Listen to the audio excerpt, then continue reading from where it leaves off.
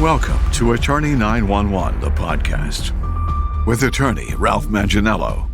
Let's get some answers to the most asked questions.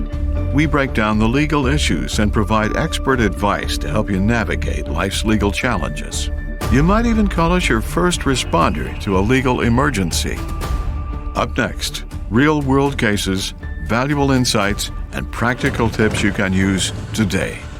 It's time to get smart like a lawyer.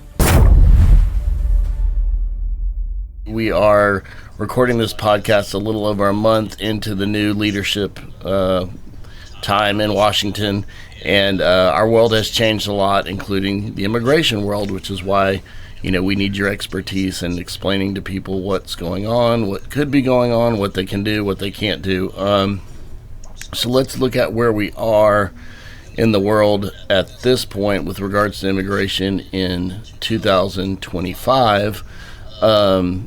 One thing that I know the personal injury lawyers have been talking about is, concern for bringing our clients to trial, because all it takes is some, what I would call a rogue insurance adjuster to say to the bailiff, right, or lawyer to say, oh, hey, bailiff, Mr.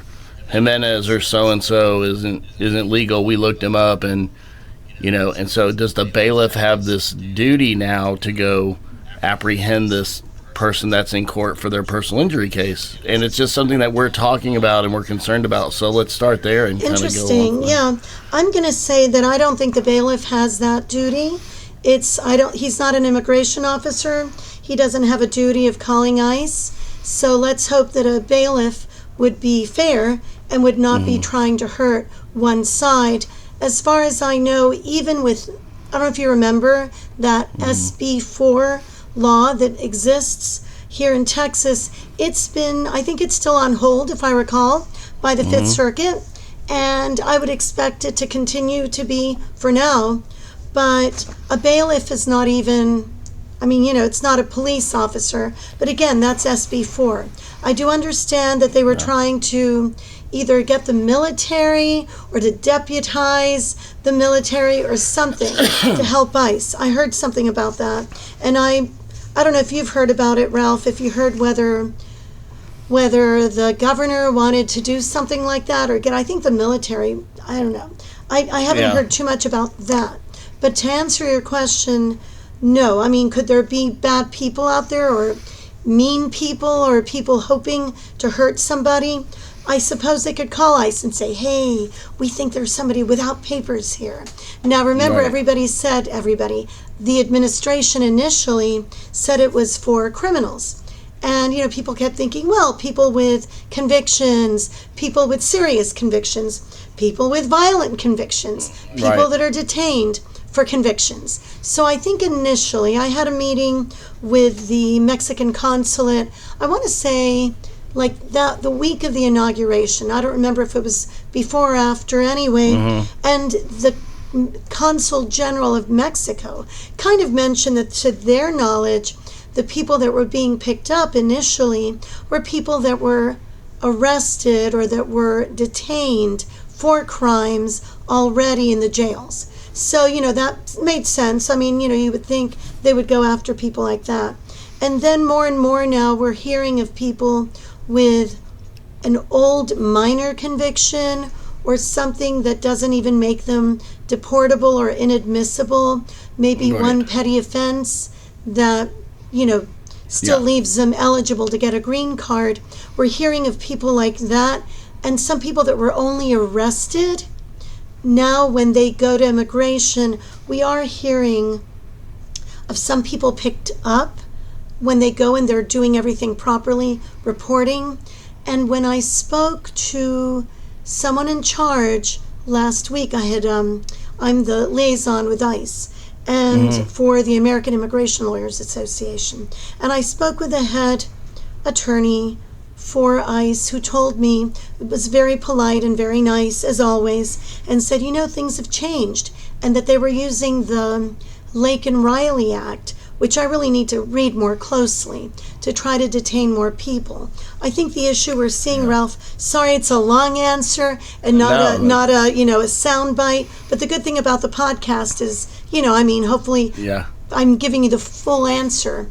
I'm going to have to read that. He basically said, apparently, and I really need to look at it, that just being arrested alone could be an issue, but you and I both know as lawyers, and I see it all the time, that you can be arrested incorrectly. The police make mistakes. For anything. They may arrest somebody. They may later say, whoops, we got the wrong person, or we picked up everybody and you weren't the instigator. Right. Or a DA looks at it and go, well, there's nothing here to bring any charges, for example. So I see a lot of people with dismissed charges, etc., who are actually arrested. So I really need to look at that law more closely. It looks like it's being applied a little bit, maybe retroactively. I need to look at the rules on that.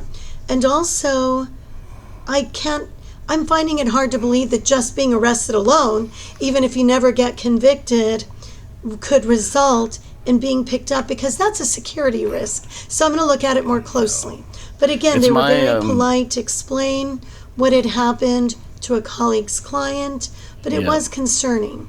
I also understand that ICE may have a quota every day, and I'm not sure if it's each office. I've heard about it. I don't know that I've seen it in writing. I don't know if it's like 1,000 people per day. It may be different ICE offices. So anyway, it seems like they're going for very low-hanging fruit. And then when the White House press secretary was asked, wait, what about all these people getting picked up in raids, etc., that, aren't criminals? Then she said, oh, but they're all criminals. Right, and it's interesting because, entering illegally is a federal misdemeanor. Not that anybody is, some people are convicted of it, but it's very rare. Hard to see that being compared with maybe a violent or serious crime when that's their only crime. But also overstays, people who have overstayed visas, many of whom are in the midst of getting their green cards through U.S. citizen spouses, for example. Anyway, that's a long answer to what you were asking, but the short answer is no. I don't think a bailiff has that duty. Of course not. I really don't. It was my understanding in reading and studying up on this that they are using the Lakeland Riley Act. They are for just the arrest. If someone's arrested, ICE can just come in to the jail and just take them. Yes. I don't know, again, the numbers or where that's happening more or less with regards to, Harris County or Texas versus Louisiana versus happening. Florida. Exactly. That's when the government attorney said to me, but there doesn't have to be a conviction. So I need to look at it more closely. What's interesting is this person had been arrested, had an issue with like a petty theft or something in 2019. And then they also had some sort of arrest from 1997. But again, my understanding, I would need to find out more. I was trying to help as liaison for a colleague to find out what was happening, why they had picked up her client. But I don't know about the 97 one. But it is interesting that they would be going, retroactively to somebody who was arrested back then, may have no conviction, and is living a very clean life and has a U.S. citizen spouse. And this gentleman had been allowed to apply for relief from removal in court. They had lost. They had not been able to prove extremely unusual and exceptional hardship, and it's on appeal to the next court, the Board of Immigration Appeals, and he was doing everything properly and reporting, in fact, to ICE. So it's, sad to see someone like that picked up.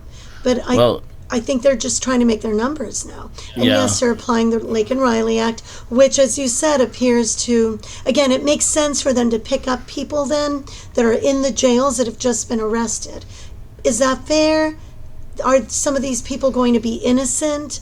Yes. So it's a weird law. I think, Ralph, so that you can ask more questions, but my thought on this, and I thought about it a lot over the weekend after having helped as a liaison between AILA and the government on this case, I think that this law is going to be challenged in court.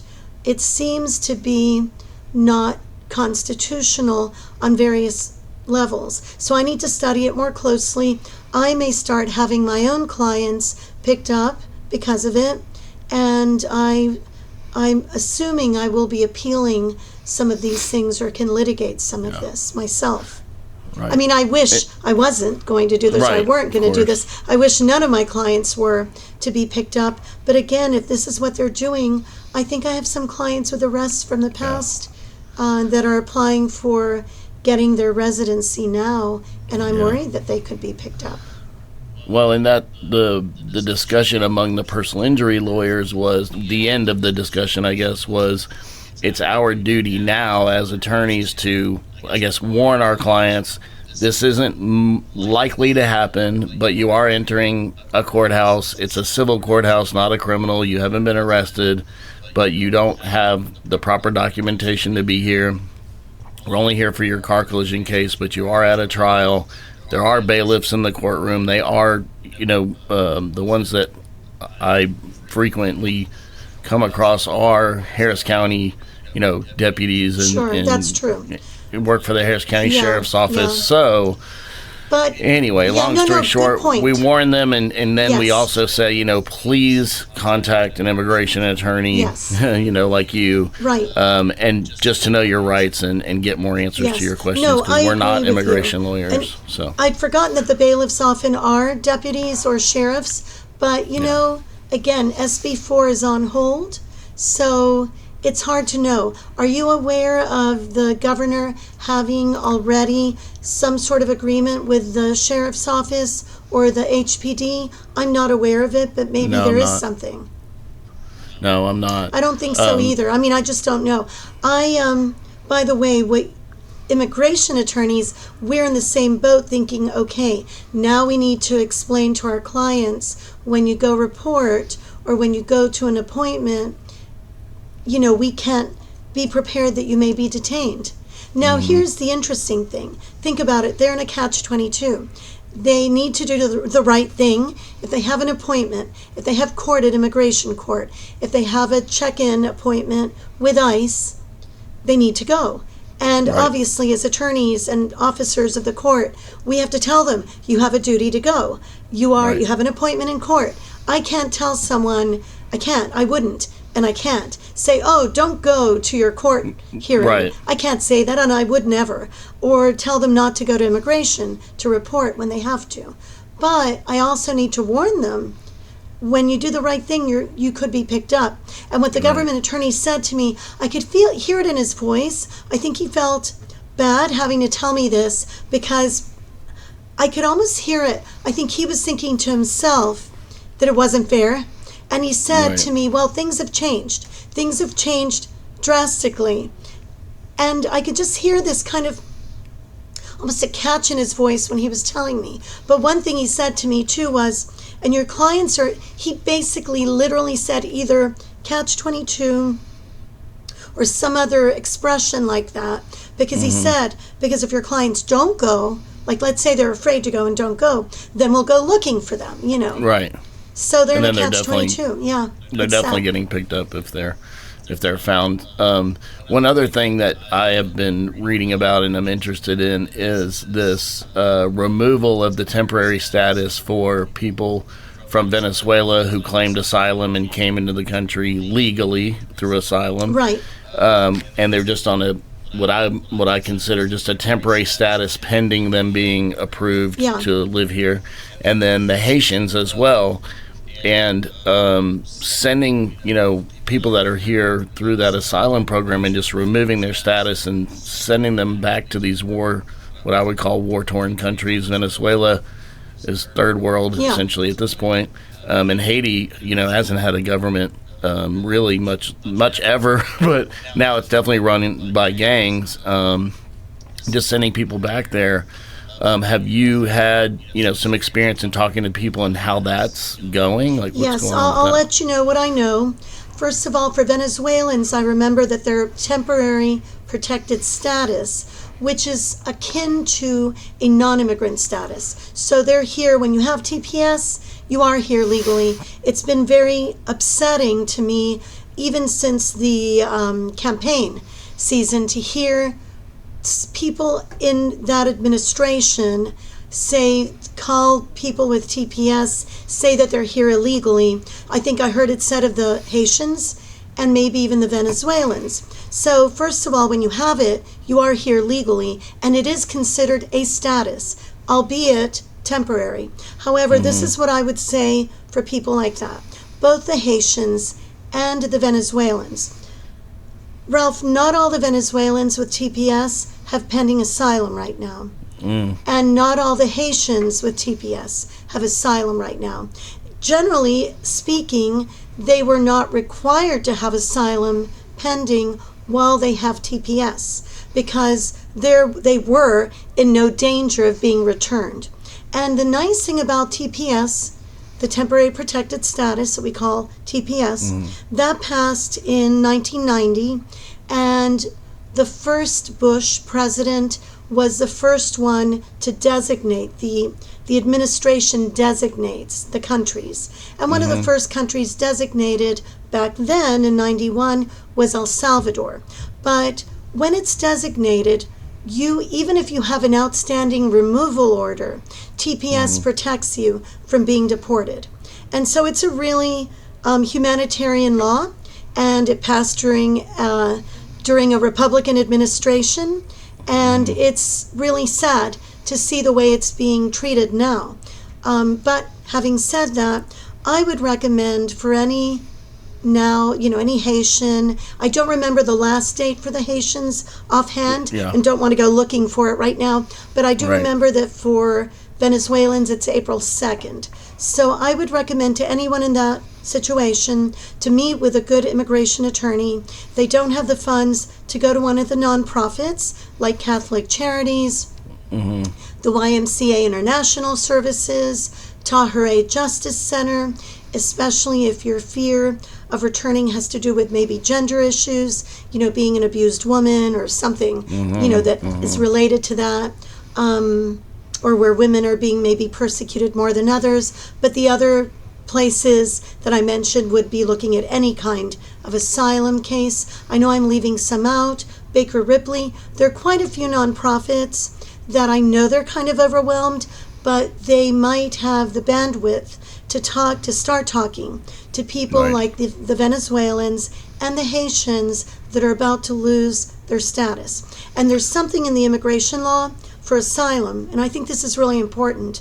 Normally, you're supposed to apply within a year of entering the United States. However, if you have any kind of status, like a temporary protected status, or any other kind of status, let's say you have a student visa or something, you are allowed to then apply for asylum, and it's considered timely and not late if you had a status that was protecting you. And oh my gosh, now my status is about to end.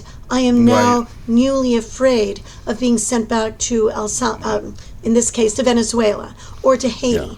So I think these people really need to start moving. If they don't have pending asylum, they should apply if they're afraid of returning. And I would venture to say that a vast majority are. So they may have, I think many of them have, how shall I put it, meritorious cases. It's extremely hard to win asylum, but as long as they're not frivolous and they have a fear, a subjective fear of returning, it should not be considered frivolous. And it's always important to keep asking and applying for asylum and trying to move that case law to encompass maybe a little bit more. But that's what I would recommend. And the people with pending asylum, Ralph, it's such a great question that you asked, because if they do have pending asylum, they should, if they haven't already done it, apply for a work permit through the pending asylum. Many of these individuals had a work permit through the TPS program, but now they need to, if they have their asylum already pending, or if they're just now applying, they should be able to apply for a work permit after the application has been pending 150 days with the government. Okay. And if it's one of already my, been pending, they should apply for their work permit. So at least it's something, Ralph. It's something. Yeah.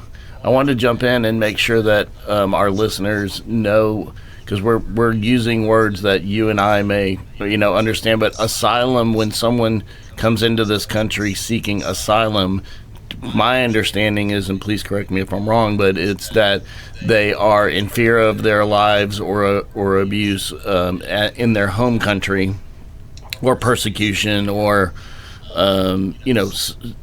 one of those types of categories. But if you could just define that so people understand what that means when someone's claiming asylum. That's a great question, because you're right. People use that term and don't really know. And what you said is accurate, but let me be just a tiny bit more technical. When you're applying for asylum, you can only do it inside the United States. And what you're doing is you're proving that you meet the definition of refugee. And it's a very technical term, and it's not easy to prove. I just had mentioned how hard it is to win. You have to prove that either you have a well-founded fear of being returned to your country on account of your race, religion, nationality, particular social group, or political opinion. And your fear has to be either that the government or of a group that the government cannot or will not control. And it's very difficult to prove, even though it sounds reasonable.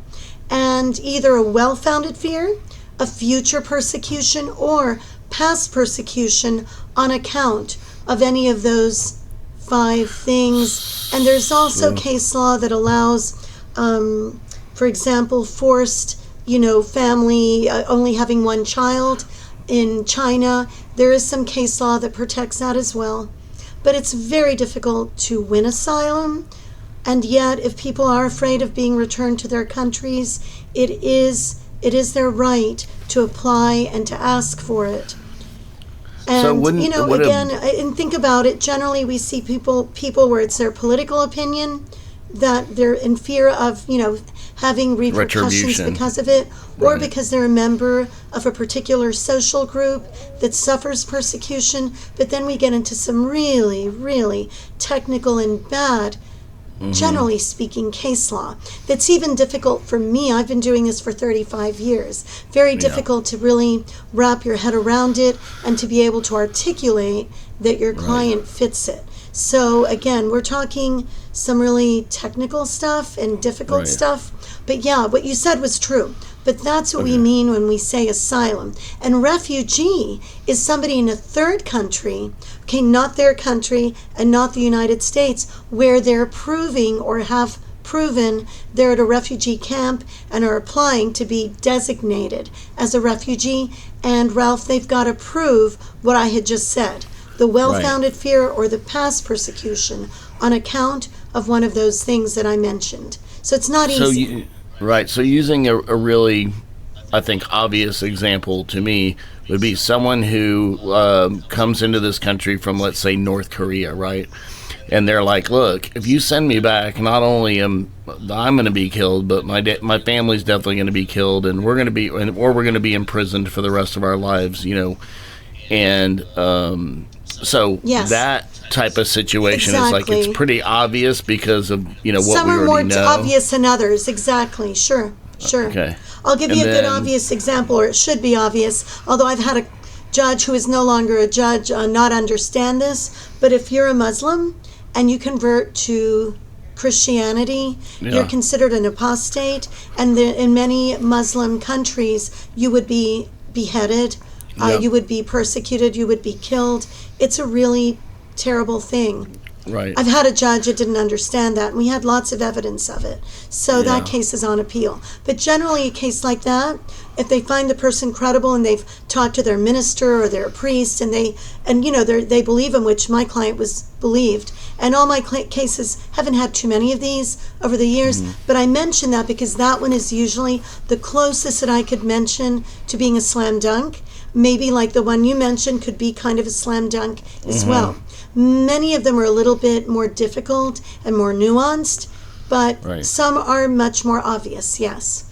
So in another example, just so we can be clear to our listeners, is let's say someone from Afghanistan, for example, or even Haiti. It's a mom and her 2 children.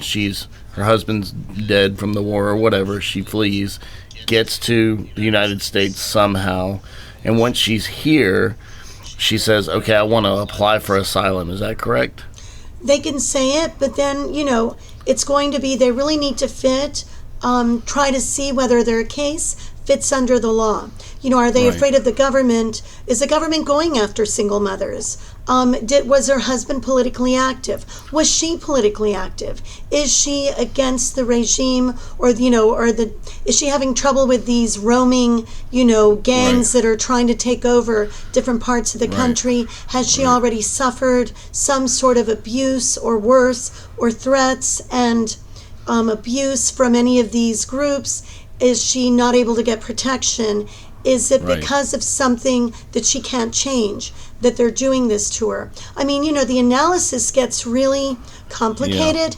The more and fact specific. Yeah, the easier cases are for people who are active politically sometimes, but it's not impossible. It's just hard. But yes, a lot of people. She might be very afraid of those gangs. And then the question is it the same danger that everybody is suffering? Because then we can't give asylum for that. And see, that's why TPS is so important. And I was so pleased to see when it came out, when the law passed in 1990. I was a new attorney.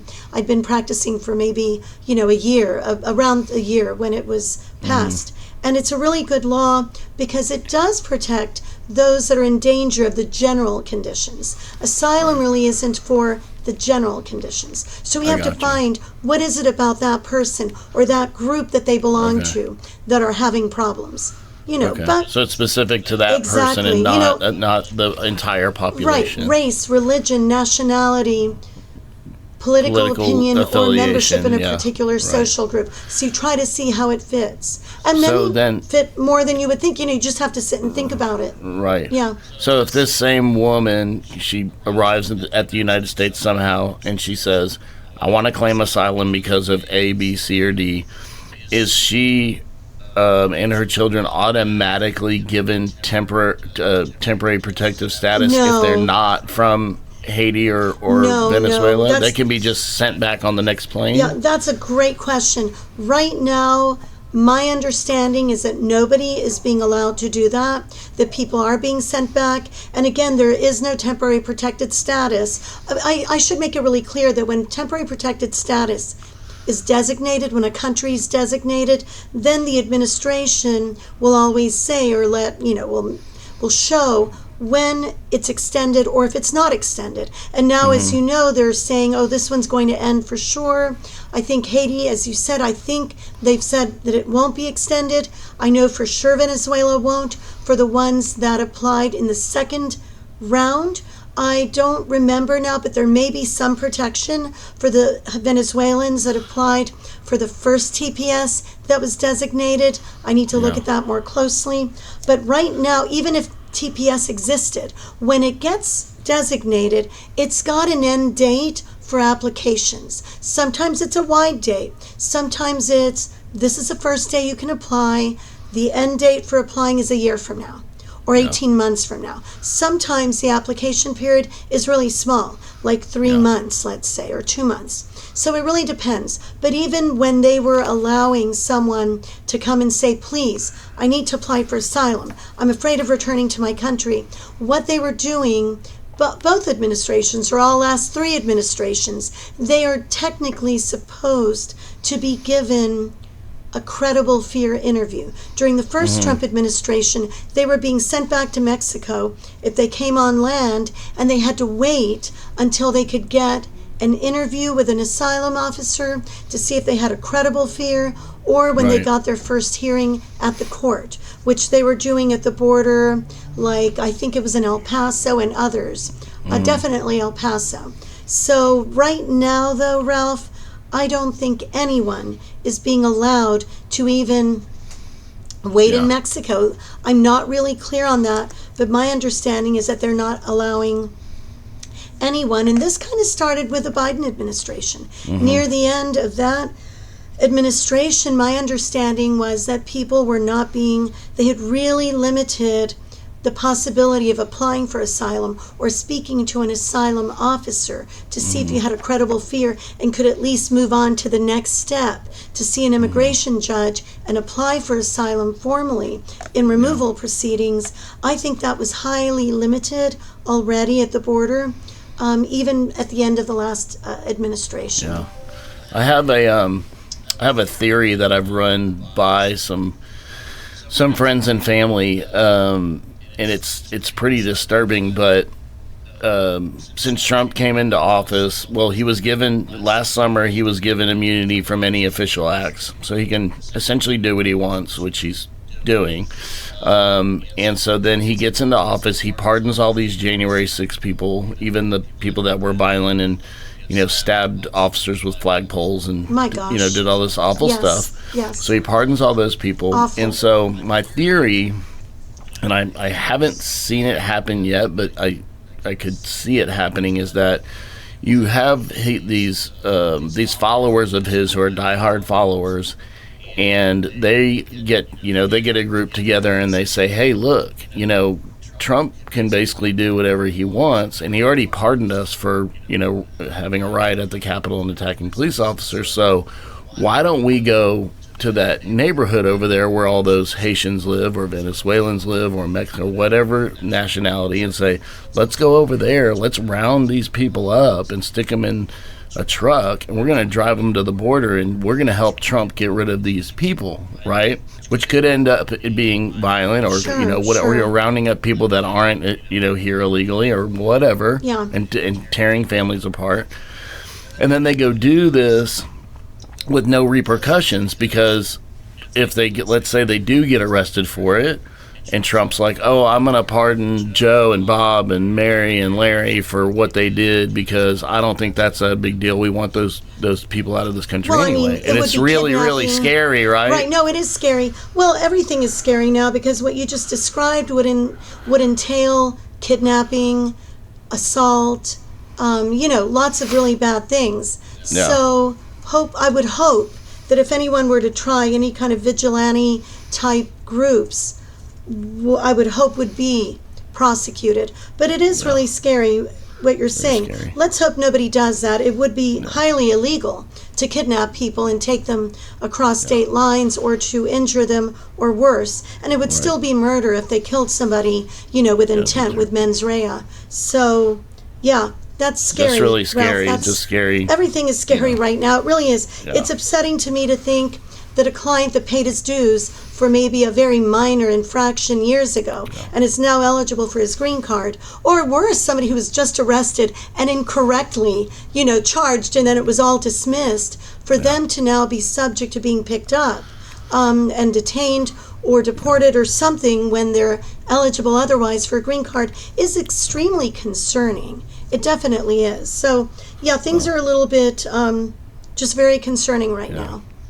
Well, I know you've got to run. I do. I want to appreciate you for your time. This went really way too quickly, but please tell everyone how to get a hold of you, your name and your website and your phone number really quick. Thank you. Thank you so much, Ralph, for having invited me, and I'm happy to come and speak with you anytime. I'm sure we'll have plenty to talk about. Yes. Sadly, maybe good news, but I don't think it will be any good news necessarily. My name is Magali S. Candler.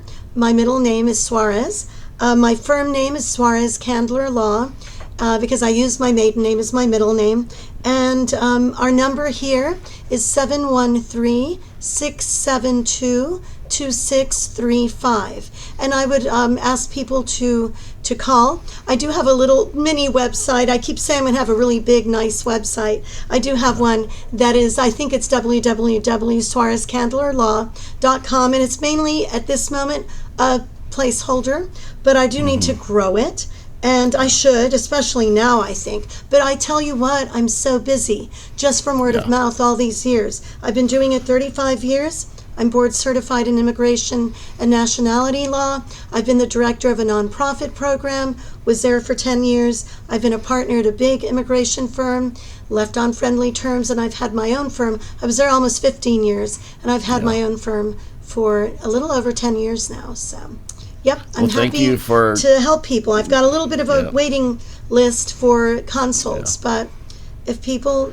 have the need, please give us a call, of course. And I've got a good referral list as well of colleagues, many of whom I've trained over the years, if people can't wait, if they've got an emergency. So. Right. Well, thank you so much for answering Thank my you for questions inviting and me, clarifying Ralph. stuff, and we're updating people as things happen, and hopefully helping people navigate this I hope new so. world. And I hope people learned something. I know, thank you for asking the question about asylum. I know people don't really know what that means. Yeah, thank you. All right. Well, good to see you. Good to see you, too. Definitely will talk to you soon. Thank you so much. Thanks again All right. for inviting Bye. me. Thanks. Bye. Bye-bye. You just learned something new. Attorney 911, the podcast, with attorney Ralph Manginello. We hope you found today's conversation insightful and helpful. Don't forget to subscribe to the show so you'll never miss an episode, and share it with family and friends who might benefit from the things we talk about. A new podcast launches every week. That means you get more legal tips, real-life cases, and expert advice. This is Attorney 911, the podcast.